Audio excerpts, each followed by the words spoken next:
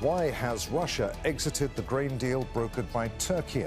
President Erdogan says that he's hopeful it can be revived, but cracks are beginning to show in these countries' relationship. So, how much politics is at play here, and what does it mean for global food supplies? This is Inside Story.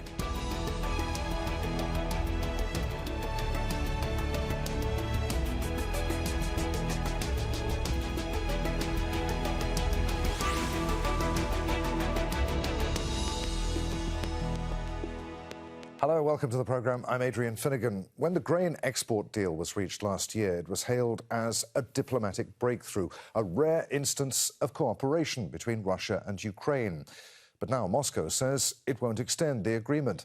The UN Secretary-General has expressed disappointment over the decision and raised concerns that the developing world could again face rising food prices. Turkey brokered the original deal, and President Recep Tayyip Erdogan says that he's hopeful it can be salvaged. But trust in his role as a neutral mediator may not be as high as it once was. We'll bring in our panel in just a few moments, but first, Finighan reports. This is the last ship to carry grain from Ukraine under the Black Sea Grain Initiative. Russia has pulled out. It says its demands haven't been met, and Kiev hasn't acted in good faith. There has been no progress here, and the Kiev regime continues to use the cover of the open maritime corridor to wage provocations and attacks against Russian civilians and military objects. Against this backdrop, a decision was taken for us to exit the deal. The UN hailed the deal for benefiting developing countries by keeping global food prices down. It enabled more than 30 million tons of grain and other foods to safely leave Ukraine through a corridor across the Black Sea. Without the agreement being restored, those exports will end. Russia is blackmailing the world. This blackmail affects the lives of millions of Ukrainians and tens of millions more around the world, primarily in Africa and Asia, who face the threat of rising food prices and hunger. Turkey was instrumental in brokering the deal last year. And President Recep Tayyip Erdogan was hailed as an international statesman for bridging a seemingly impossible gulf between Russia and Ukraine. He still believes the agreement can be salvaged. I believe my friend President Putin wants this humanitarian bridge to continue. In the meantime, our foreign minister will hold his meetings with his counterpart, and I will meet with Mr. Putin as soon as I return from the trip. When we meet with him in our country in August, we will have the opportunity to discuss all these issues. We will also explore how we can act on paving the way for the shipment of Russian grain and fertilizer. But Erdogan's claims to neutrality have been undermined in recent weeks. These Ukrainian commanders were supposed to see out the war in Turkey under a prisoner exchange deal with Russia. Instead, Erdogan returned them to Ukraine. Russia called that a blatant violation of the deal and accused Erdogan of caving into pressure from NATO. Turkey also dropped its objections to Sweden joining NATO, another move criticized by Russia. World powers are now searching for a way to revive the grain deal and see what role, if any, Turkey might play. Finighan for Inside Story.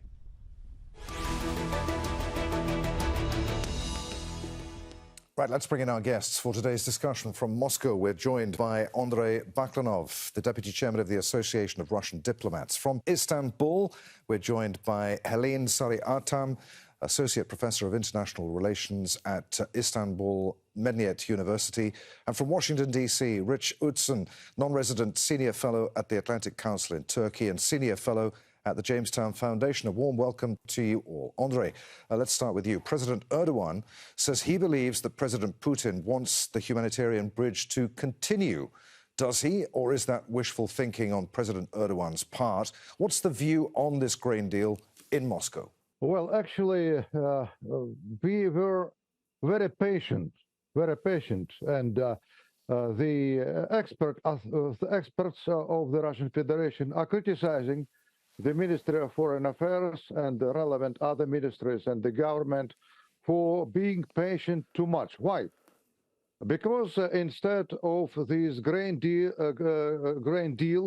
we had the double fraud from our Western, collaborators, and unfortunately the United Nations authorities. Why we are speaking about this double fraud? First of all, the pretext for the deal was the necessity of helping the poor country, African country, but only 3% of all the grain were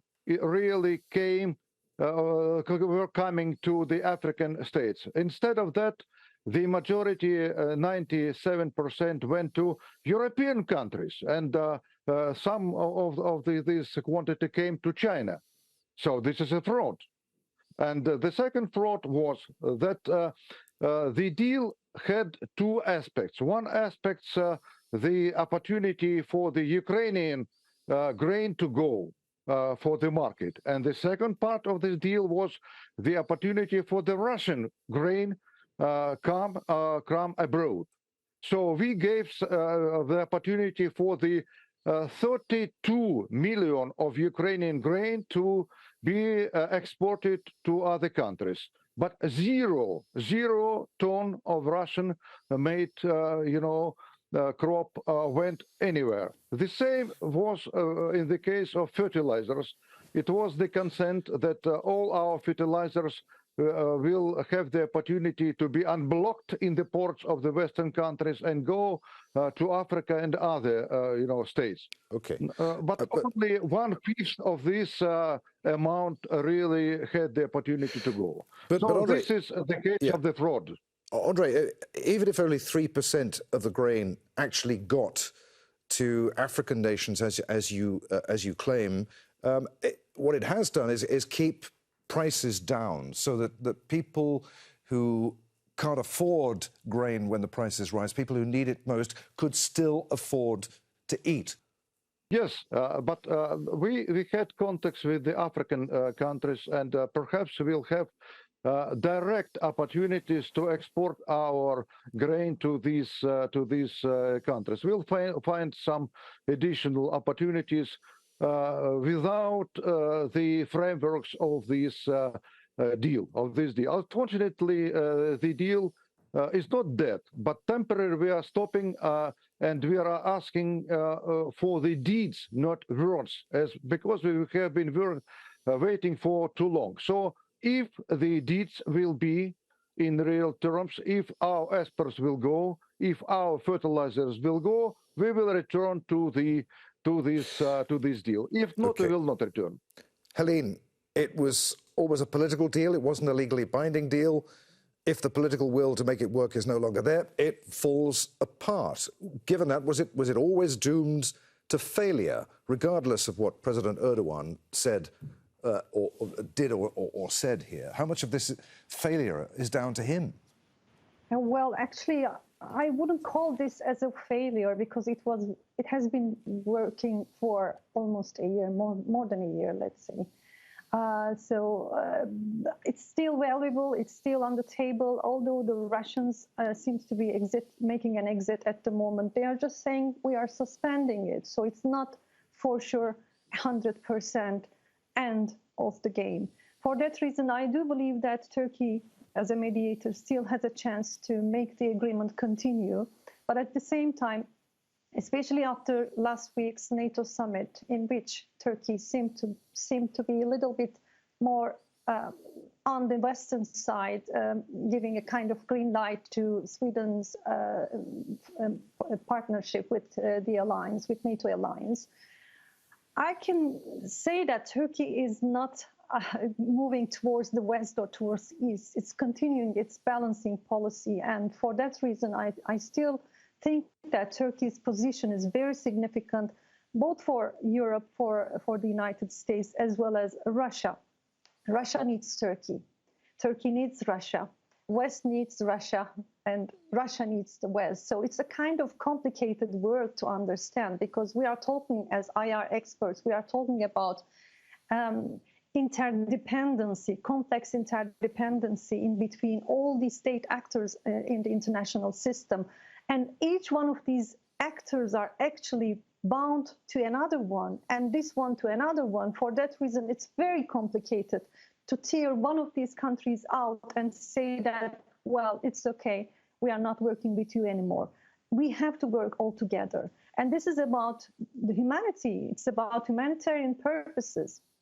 And in my point of view, we are seeing the elephants somehow in the room fighting against each other, but at the same time, most of the time, we are forgetting about these, unfortunately, poor countries who are really in need, and they are being oppressed by the pressure that's being applied by the great powers. I'll bring Rich in just a moment, but first, Helin, I want to pick you up on two things that you said there about, first of all, about this suspension and the fact that it could get up and running again. I mean, experts are saying that if it lasts longer than a few days, it won't be possible to get it up and running again, and that grain prices are going to rise anyway. And also, I wonder whether, I mean, you talked about Turkey maintaining this balancing act.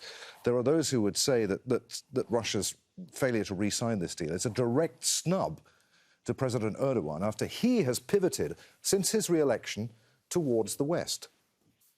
Well, actually, I mean, as I said, I still believe that there is a chance for the agreement to continue. So, yeah, it seems to be a kind of reaction towards the West as well as Turkey. But at the same time, I think that the friendship, the so-called friendship, the close relationship between President Erdogan and President Putin is not something to be given up, to be forgotten in only one incident. So it is a strong relationship. They have direct contact with each other. And I think this is the valuable part of it. They have problems. In the past, Turkey and Russia had many problems. For a while, we were in such a big crisis that people in Russia were talking about bombing the both sides of Bosphorus in Istanbul due to this jet crisis.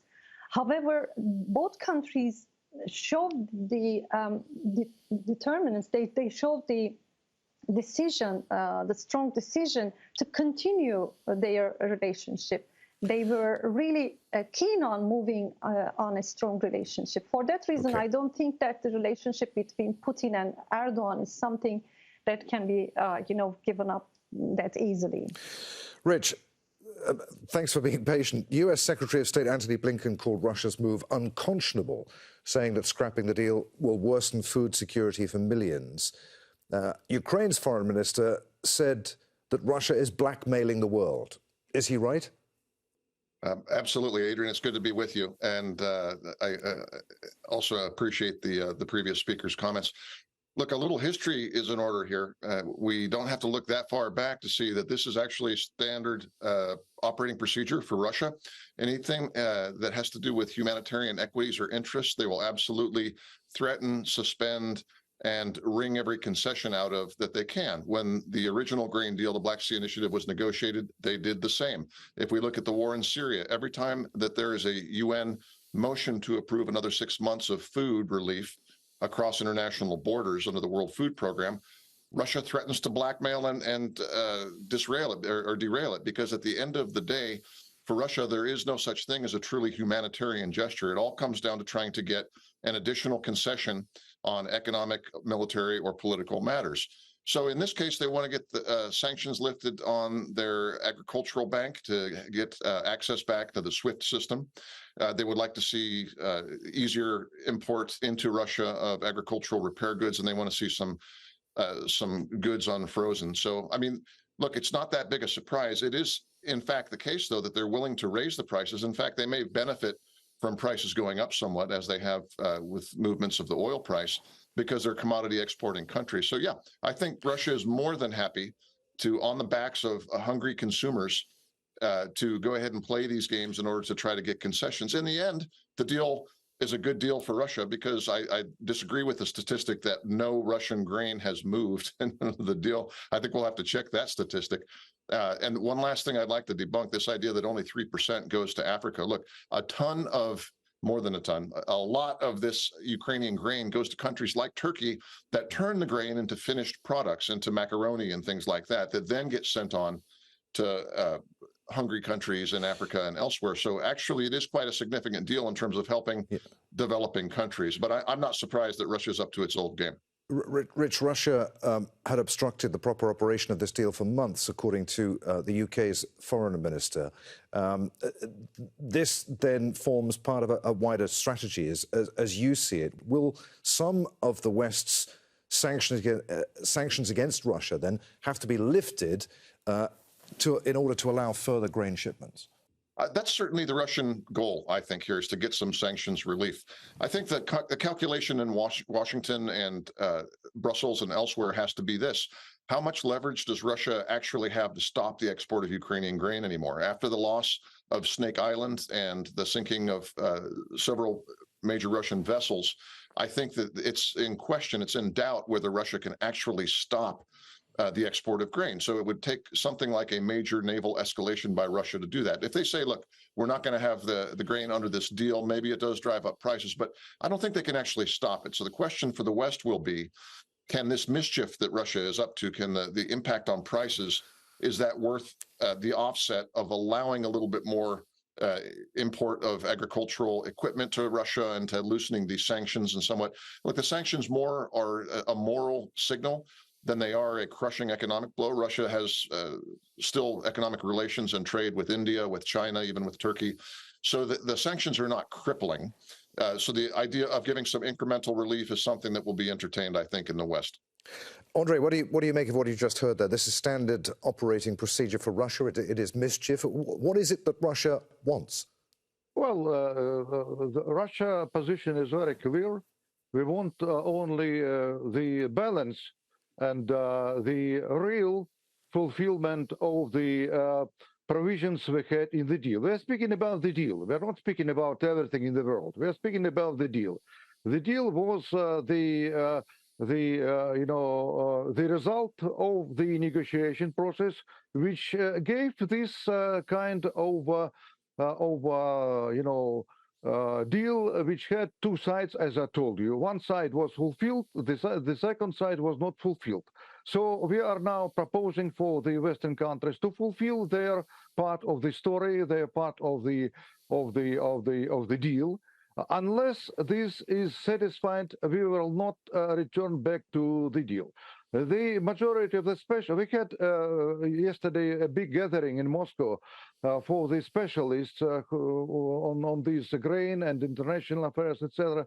The majority of them said that perhaps it was with good intentions, but it was a mistake to make any deal with the Western countries under present situation when our contradictions are so acute and the approaches are so different. Well, I personally think that it was a good trial, but results were absolutely unsatisfactory, and we should have made this step a long time ago, 9 months ago, when after 3 months of the first accomplishment of the deal, it was absolutely clear that we are facing the fraud from the Western countries, and also very insufficient and very inadequate attitude of the Mr. Guterres, who I consider as a diplomat, as the ambassador he is, the worst Secretary General in the history of the organization. Helin, the West and Russia have already begun to trade barbs about who is to blame. Is there any reason to cut Russia some slack here? Does it have legitimate grievances? And picking up from what Andrey was saying there about the UN Secretary General, how much leverage does the UN have here? And what role should it be playing right now? Well, in my point of view, yes, Russia might be somehow criticizing about United Nations and its General Secretary's position, whether he is or the organization is neutral or not. But I think since the very beginning, like Turkey, United Nations worked a lot to make this agreement work. And they've been, in a huge effort to continue. In every 2-3 months, they were in a very great effort to make or persuade Russia to prolong the agreement. And maybe they will do it again. But in my point of view, I think, especially after last week's NATO summit and the consolidation over there, Russia is feeling much more pressurized. The Western world is talking about giving new types of weapons to Ukraine, and there is a full military support. They are talking about cluster bombs. And since the very beginning, people were not sure about Ukraine's military position, but up until now, Ukraine is still struggling and not to be defeated, and it's there, it's strong, and at least it has a moral support from the West and superiority, in my point of view. Ukraine has a moral superiority in this war, but at the same time, Russia is feeling much more pressurized politically and militarily from the Western world. For that reason, it has two cards to play on. One is about energy card, its energy crisis that it can create, and the other one is food crisis, the food card that it can play. For that reason, from time to time, it's using the energy card or the food card to persuade the West to lift off the sanctions that are being applied on Russia. However, up until now, they couldn't succeed in that. I also believe that Russia is doing not so bad regarding its economic standards, economic position. Despite Western expectations, Russia actually performed relatively good despite the sanctions that are being applied over it, against it. But still, we are not talking about economic pressure. We are talking about military and political pressure that is being increased on Russia, especially after last week. For that reason, I think this grain deal agreement comes especially after last week's summit. Rich, what do you make of what you've just heard? Well, yeah, I agree with what Helin was saying. And in the end, the grain deal has a sort of symbolic value that outstrips the minutia of implementation that our Russian colleague has been discussing. Why? Because it shows that ultimately when two sides are at war, they can still do things that are in global interest and mutual interest. It's this sort of Manichaean black and white view that we're either all at war or all at peace, and things are either, we're trying to totally overthrow the other country or we're accepting everything they do. Now, look, Russia launched an offensive war against Ukraine and is trying to wipe a sovereign country off the map. That must be resisted. Yet at the same time, Russia has some legitimate interests in trade and certainly wants to get its grain to market. I think that was foreseen under the deal. I think that aspect is legitimate. But by trying to hold the deal hostage, Russia is essentially saying, look, this one thing that could be the basis for further win-win talks, which, by the way, are going to have to happen at some point. Every war ends. And normally they end with some sort of a compromise solution. I don't think anybody at this point expects either that Kyiv will totally collapse and be removed from the map, or that the Russian government will totally collapse as well. So there will be, at some point, there'll be a negotiated peace. Okay. And you build that based on small steps of cooperation like this. And the fact that the Russians are trying to hold this hostage, it's a step backwards. Okay. All right. We're almost out of time, so I need reasonably brief answers from you. But I'm going to get one more question each to all of you. Andrey, President Zelensky says it should be possible to use the Black Sea corridor without Russia's agreement if Turkey allows vessels through. Is he right? I'm not quite sure. I think that this will be a very dangerous trial for settling of the problem. I think that the war conditions are there.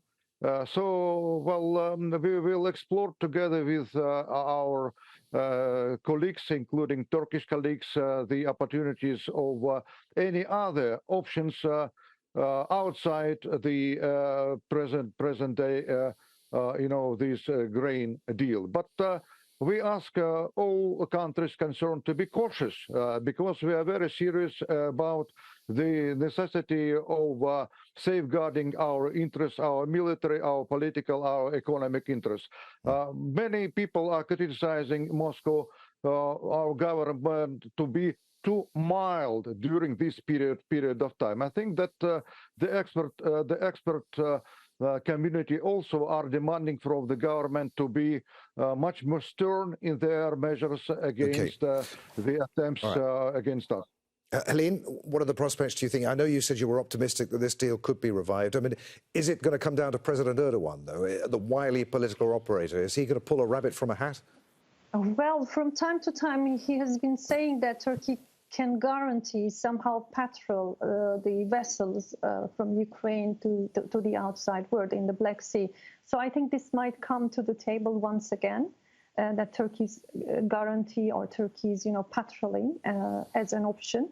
But I'm not sure about Russian answer, actually. I do still, I want to be optimistic still, and I do think that Erdogan still has a chance to persuade Putin, especially because of humanitarian purposes. So the two leaders' highly possible meeting in Istanbul or Ankara next month is very significant to follow up.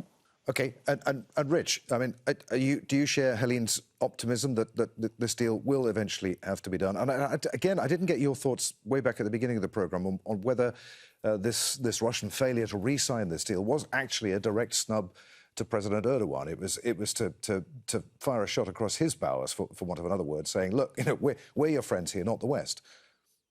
Yeah, I think that was the secondary purpose. The secondary purpose was to express displeasure with something that President Erdogan clearly has had as an accomplishment he likes to tout as proof of statesmanship. But I think the primary purpose is to put pressure on sanctions relief. I note, I've just done some quick research checking that Russia exported a record amount of cereal grains last year. So clearly Russia's still able to get its out. And the idea that somehow this deal has prejudiced the Russian ability to export grain is just false. I do think ultimately, because they make money from the grain and because it really is sort of a win-win situation, they'll come back to the deal. It might be under a different name, but they will have some sort of modus vivendi with the Russians that allows Ukrainian grain out as well as Russian grain. So I think, yes, the deal gets resumed after Russia has had its temper tantrum and after it's extracted or tried to extract some sort of sanctions relief. OK, there we must end it. Many thanks indeed to you all, Andrey, Baklanov, Helin, Sari, Ertem and Rich Outzen. And as always, thank you for watching. You can see the programme again at any time by going to the website at aljazeera.com. For further discussion, join us on our Facebook page. You'll find that at facebook.com/AJ Inside Story. And of course, you can join the conversation on Twitter, our handle at AJ Inside Story. From me, Adrian Finighan, and the team here in Doha. Thanks for watching. We'll see you again. Bye for now.